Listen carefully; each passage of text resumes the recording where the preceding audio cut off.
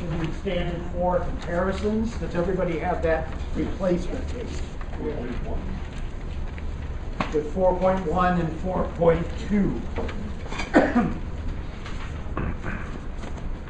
When I was preparing for this, and it had been a while since I sat down and read through the volume on the standards, it was interesting. I had never really noticed something before.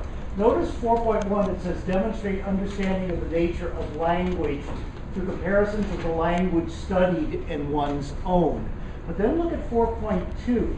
Demonstrate understanding of the concept of culture through comparisons of the cultures studied in one's own. Do you notice anything? 4.1 only talks about one language, but 4.2 talks about cultures. And I think that's very important to keep in mind.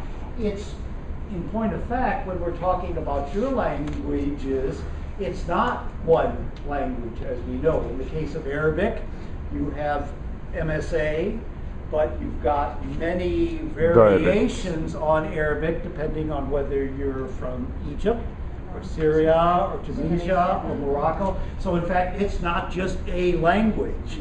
And the same actually should be said for any language for that matter. The French that is spoken in sub-Saharan Africa is quite different than the French that is spoken in Paris, as Parisians will be the first one to tell you when they speak their language.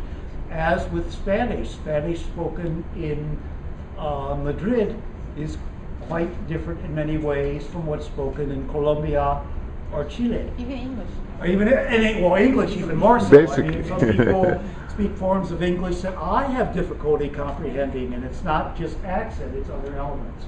Well, in the case of Arabic, one of the things that you actually are going to be able to help your students to understand that it's not just a unified Arabic, nor is it, for that matter, a unified Chinese. I remember hearing people say, well, they do speak Mandarin down in Sichuan, and they do speak Mandarin in Shandong, and when I went to Shandong, it didn't sound like the Mandarin that I was speaking, and when I went to Chengdu, it didn't sound like the Mandarin that I was used to speaking. So again, multiple languages, but also multiple cultures. The same thing can be said for, in the case of Chinese, which I know better than Arabic, obviously, there are elements of Chinese culture in places like Hong Kong that are quite different from Malaysia, that are quite different from San Francisco or New York. So being able to convey to your students the fact that these are different languages and different cultures is very important so that they don't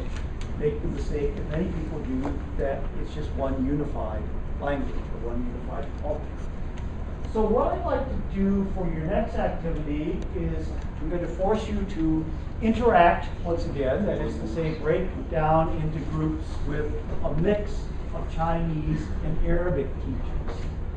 And in this one, I'm not asking you to come up with an activity. I really want this to be sort of a brainstorming session for you to talk amongst yourselves about differences between Arabic language and Chinese language, and Arabic culture and Chinese culture. And what you might want to be doing is just starting out in terms of time. Are people very prompt? If they have an appointment at a certain time, will they be there on time?